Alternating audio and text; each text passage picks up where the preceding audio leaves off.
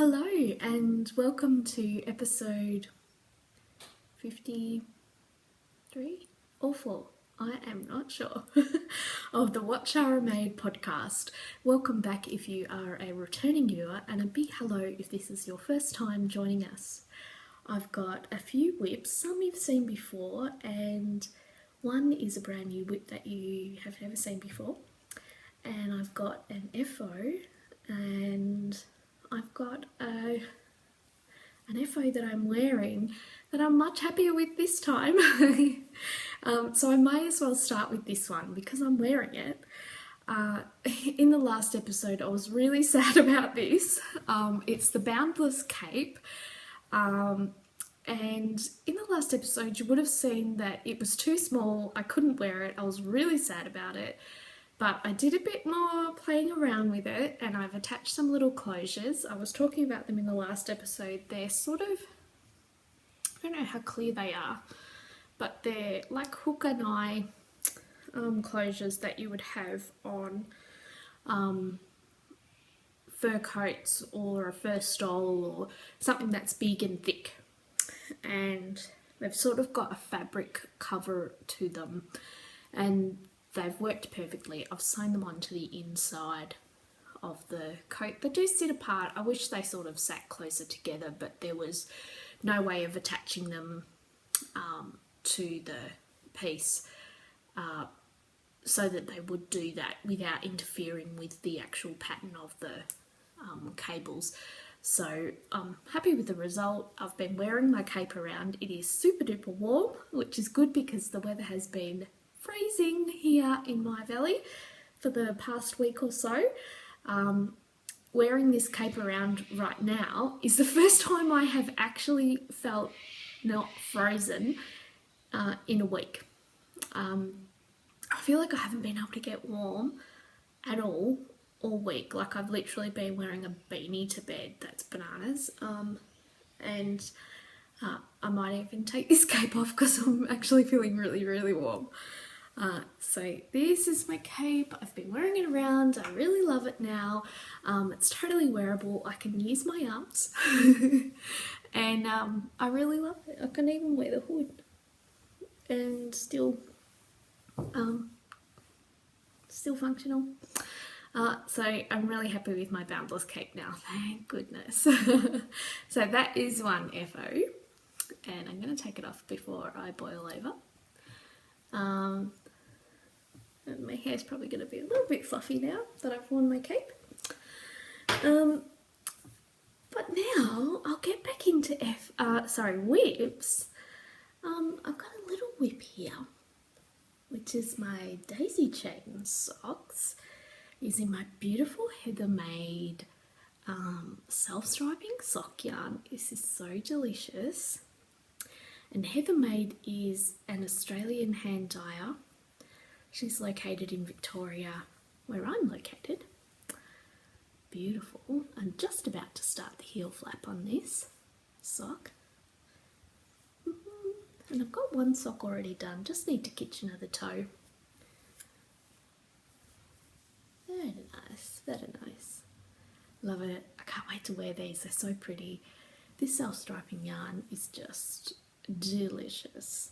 And I've actually got 2 more balls of Heather Made self-striping yarn to turn into gorgeous socks as well. I couldn't decide on a colour when I saw her gorgeous self-striping yarn at the Hand Knitters Guild of Victoria market in Coburg recently, so I had to take 3 balls of it home with me. But they'll all get turned into socks soon enough, so I'm really happy with that whip. And that's been my go-to travel whip, because the rest of my projects are all a little bit big or a little bit involved, so having a pair of vanilla socks on the go has been really handy. So I'm really enjoying working on those. My next whip, you may remember I had the back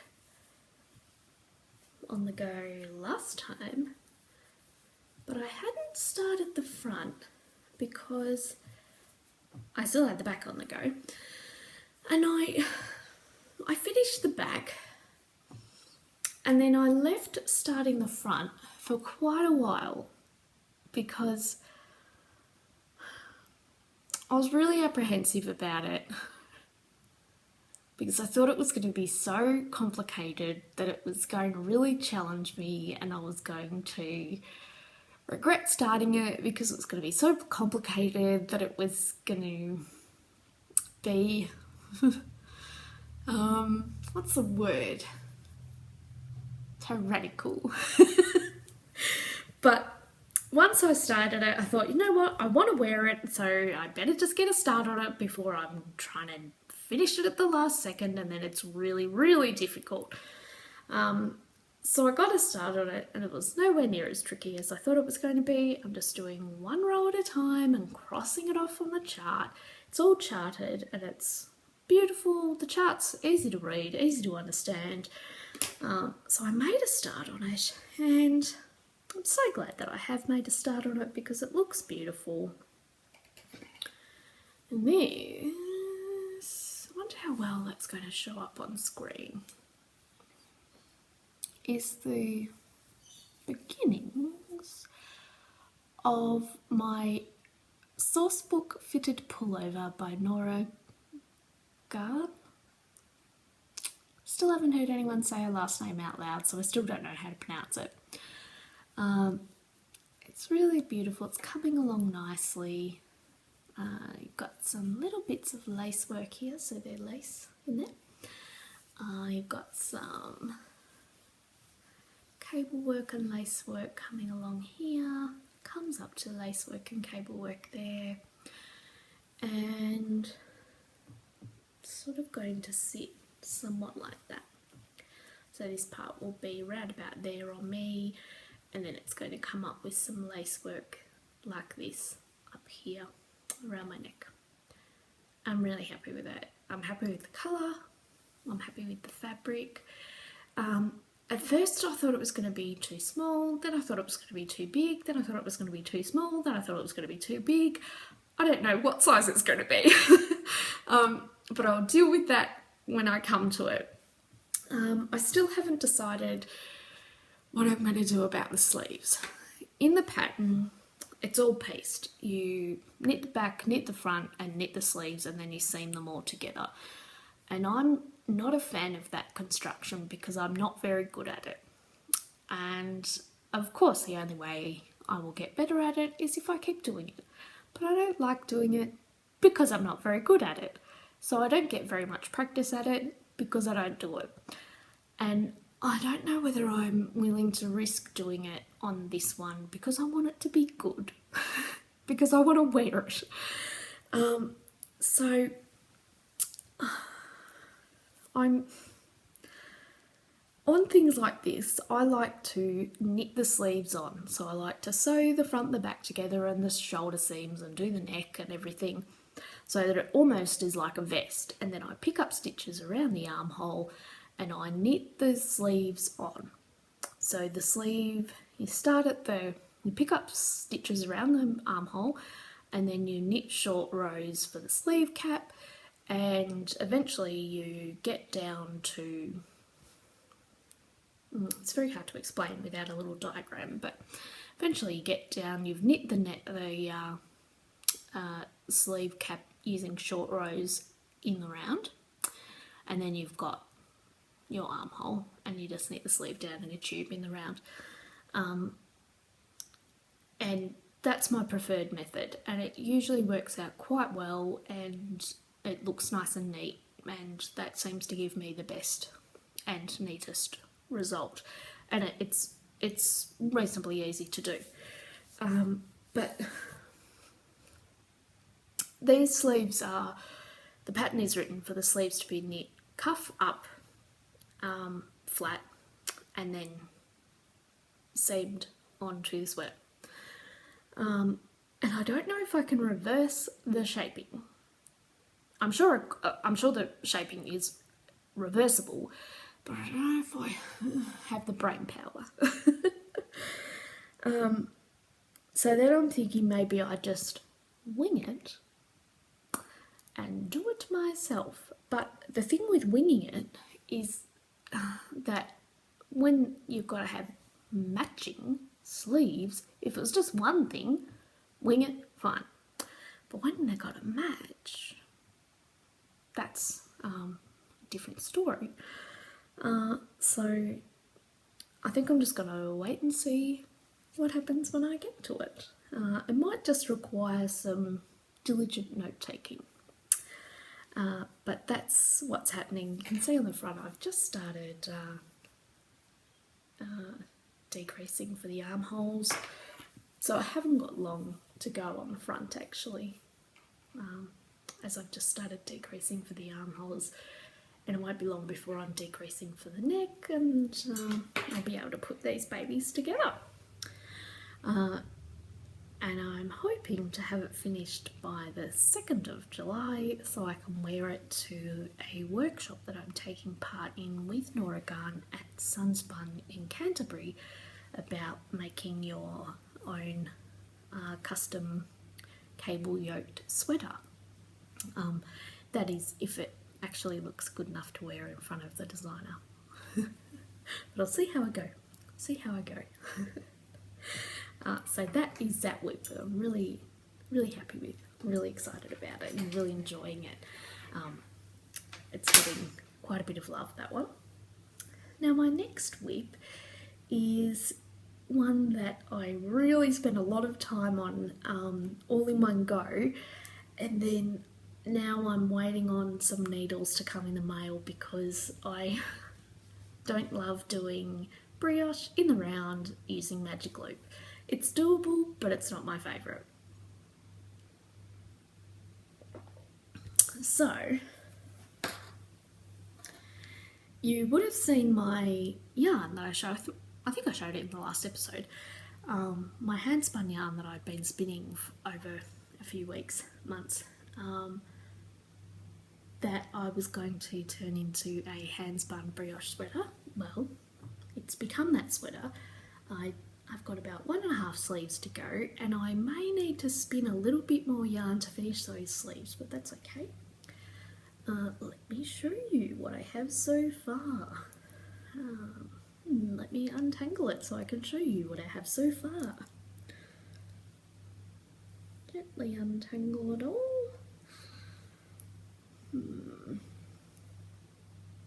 Okay.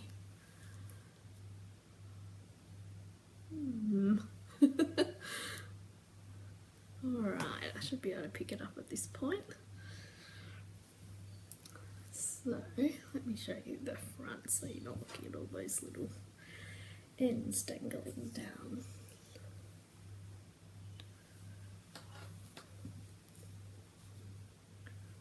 So, this is what we have.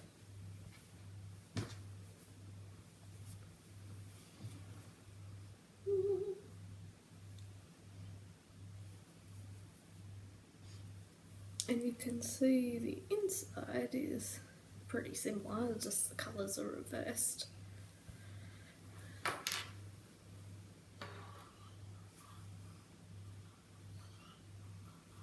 And we've got a bit of a sleeve happening here. And I'm not paying too much attention to the colours. I'm getting very low on some of the colours. And I divided the remaining colours after I finished the body evenly into halves so that I could get the sleeves reasonably even colour-wise, because I knew I was running low on some of the colours. Other colours not so low, but I may have to add a 6th colour because I had 5 colours to start with, because I don't think I'm going to have enough to finish the sleeves unless I want really short sleeves, and I don't. I want it to be a really cosy, warm jumper, and having short sleeves won't cut it. So I might spin this one up as well to add in, and I think this colour works well with this scheme, and this is one that I already had, so I'm not adding to the fibre stash. And the whole purpose of this jumper was to bust some fibre stash, so that would be a great one for that. and this is from Kathy's Fibres. So I might spin that up, and it won't take long to spin up because it's a DK / worsted on this that I've used, and this sweater worked up so quickly. Once I did the calculations from my little gauge swatch and worked out how many I needed to start with and the ratio of increasing for the raglan shaping, that probably took the longest. But once I got that going, it just flew by. Really quickly. It's on, the gauge is quite big, so it didn't take long to grow at all, which is nice, considering that the sourcebook fitted pullover is on a really tiny gauge and doesn't grow very quickly. So that fingering weight sweater grows quite slowly. This whopper grows really quickly, so that it's nice to have a sort of an instant satisfaction project at the same time as your very slow growing project as well. And I cannot wait to wear this. I wish I'd had the what I'm waiting on is some tiny circumference circulars. I was hoping they'd be here today, but they're not. The mail person's already been, and they didn't arrive today, so maybe tomorrow. I just find that a little bit easier in the small circumference on when I'm knitting in brioche. The magic loop, it does work, but I find it really slow going, and it's a little bit fiddly, and with the small circumference circulars it's easily twice as fast, and that's what I want. And I figure I may do another one of these in the future with some other fibre that I want to bust out of my stash in a different colour group, and so I'll get some use out of those needles. And I find those small circumference circulars excellent for sleeves, and having a set of 4.5s, that's what size needles I'm using, 4.5mm, in those small circumference needles, which I thought I already owned, but apparently I don't. If I do, I don't know where they are. Would come in handy, I think. So yeah, that's what I'm working on here. Man, I love this thing. I'm literally, when I'm working on it, I keep stopping and looking at it and just like, nice work. I just love it. Oh my god, I can't wait to wear it. So excited. It's so, like, it's banana sparkly, like it really is like disco sweater. And it is going to be so warm. Like, I'm actually going to be like toast in this, like sparkly, this disco toast. Oh my god, I can't wait to wear it. I just want to put it on right now, half sleeve and all. So yeah, really happy about that. That's pretty good. So that is that whip. Hopefully I will have that finished and might even be wearing it the next time I see you. My next one is not a whip, it's an FO. It hasn't been blocked and it doesn't have its ends woven in or anything, but it is an FO. And it's my beautiful Madura shawl that I've made for my little niece to wear to my sister's wedding in a few months' time, and it's gorgeous. So, and it's quite long. You get the idea.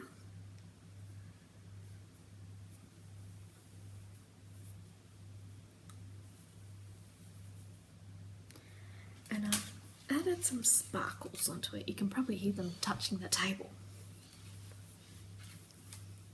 The yarn is sparkly, but I've also added some sparkly beads, some silver beads, and I wonder if you can even see those. I don't know if they're focusing.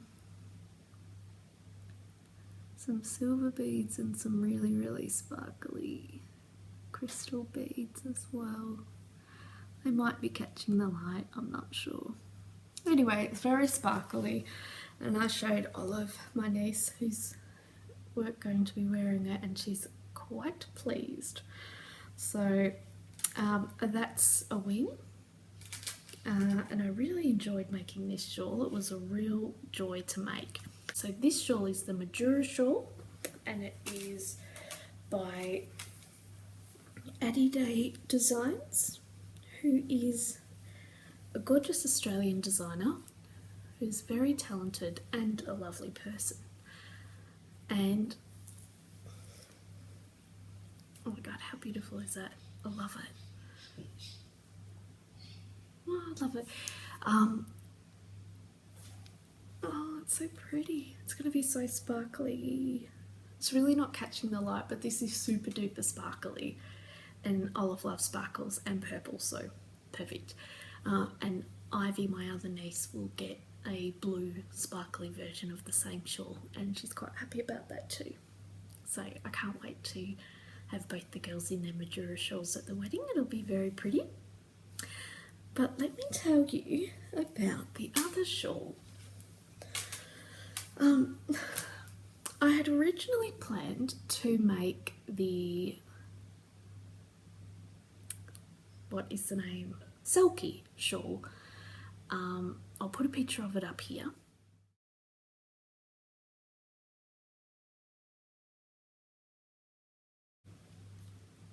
For my other niece, and I showed her the picture and she was really excited about it because it's absolutely gorgeous shawl. So I was unable to figure that pattern out, even trying my absolute hardest and watching loads and loads of videos online and doing all sorts of study. And I can see that other people on Ravelry have been able to do the pattern and it looks really beautiful. But I can see that they were only able to do the pattern with heavy consultation with the designer. So I wonder if maybe more information needs to be included in the pattern perhaps, or maybe some more explanatory photos. I'm not sure. Anyway, I might give it another go in the future when I've possibly got more time and maybe not a deadline, and I can just sit down and really study it. There's really only one point, I think, in the pattern that possibly needs more explanation, because it's just that one point that if you can't get that, you can't move on to the next part, because you need that little part to work before you can go on to the next part, and if you can't get that part to work, then you can't start the next section. So maybe just that little bit needs slightly more explanation. So that's why I thought, do you know what? I loved making that Majura shawl so much, and it was a real joy to make. It was easy to understand. It creates such a beautiful shawl, and the pattern's laid out easily, and there's little sections, so it's really popcorny. You can just think, I'll just get to the next section. I'll just get to the next section. I'll just do the next section, and next thing you know, you've done it. And I think I did Olive's one in less than 3 days. It was done, and I've got a beautiful shawl. I reckon it was less than 3 days, and I didn't spend all day on it. I just did it in the evenings. And it's gorgeous. I love it. Olive loves it. It's big. Yeah, it's really cool. So Ivy's getting a Majura shawl too. She was a bit annoyed when I said, sorry darling, I can't make that Selkie shawl that I showed you. And she's like, but I showed her Olive's and she's like, I like that too. So that's good. So she's going to have a Majura shawl as well. So that sort of turned out nice, I think, anyway. But I think that's all for the yarny stuff. I did have a little question for you though. Maybe you can help me out. On the weekend, hang on, I just need a sip of tea. on the past weekend, I did notice suddenly that Instagram is bombarding me with sponsored posts. And in the past, I've had the very occasional sponsored post from Instagram. And now, since the past weekend, it's my feed is just full of them. And it's as frequent as every fourth post, and as infrequent as every eighth post, but no less frequent than every eighth post. And it is driving me mental. It is so unenjoyable to go on Instagram now that I'm avoiding it. And I love Instagram. I love seeing everyone's clever, creative, amazing things. I find it so inspiring, and I love seeing what everyone's up to. And it's really getting me down. I don't want to see dumb ads for gyms and boxing things and video games and gambling and things like that. I don't want to see them. And I keep hiding them all, but I don't want to see them at all. And I realise that Instagram is a business and they need to make money. I would actually prefer to pay a fee to use Instagram and not see the ads. Like, I'd be happy to pay, $5, $10 or whatever for the app and not see ads. Is there any way to hide the ads or block the ads or minimise the ads? Is anyone else experiencing this? Is it just me? I have noticed a few other people in my feed have been saying, oh my goodness, what the heck, Instagram, stop spamming me. So obviously some other people are experiencing it as well. Is it everyone, or are they doing it in batches? I know sometimes they roll out things like this in batches rather than just doing everyone at the same time. It's driving me mad. The other thing, a much nicer thing, is that I'm going to draw a pattern winner for the May pattern year-long sash busting craft along in the Ravelry group, and I have got, let me see, I've got 268 posts in that thread from the start of the year to the end of May, and I am going to generate, I don't know if you can see it, the first post is mine, so I'm going from 2 to 268. I don't know if you can see 2 to 268. Let me generate a number and we'll see what post I get. 83. Let's see who 83 is. Exciting.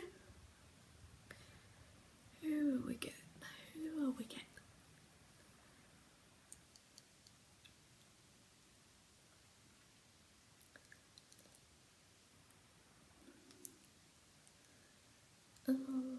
Might be on the fourth page. 83, 83, 83. Yes, it'll be this page. Who will it be? Oh, wow, it's beautiful. Oh, that's gorgeous. Quiet Zone. It is your absolutely beautiful Mama Vertebrae. Oh, God, that's gorgeous. I don't know if you can see that there. That is so pretty. Beautiful. So, that's really pretty. So, Teresa, if you want to contact me via Ravelry and let me know which individual pattern on Ravelry you would like, and it can be any pattern you want, just let me know which one it is and I will send that to you on Ravelry. Congratulations!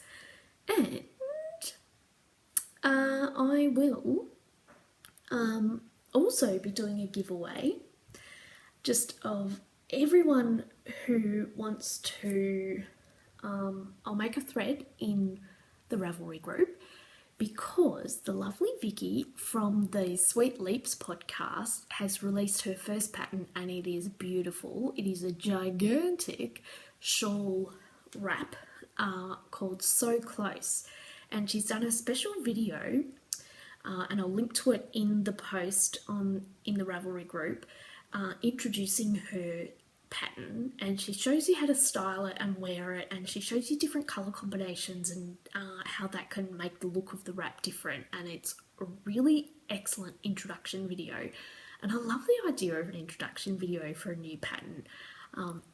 It's really beautiful, and it's a standalone video for the pattern rather than just slotted into a podcast episode, which I love the idea of as well.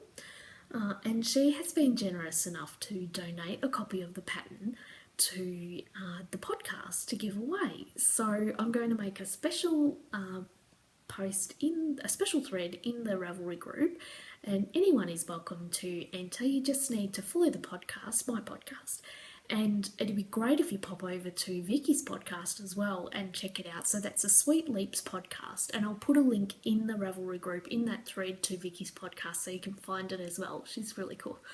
And just make a comment in there. Maybe tell us what sort of colours you might use. Maybe you can even show us. You might have something in your stash that would look good in that combination. Check out the video because it's really cool. And I will randomly draw a winner in the next episode and give that pattern away.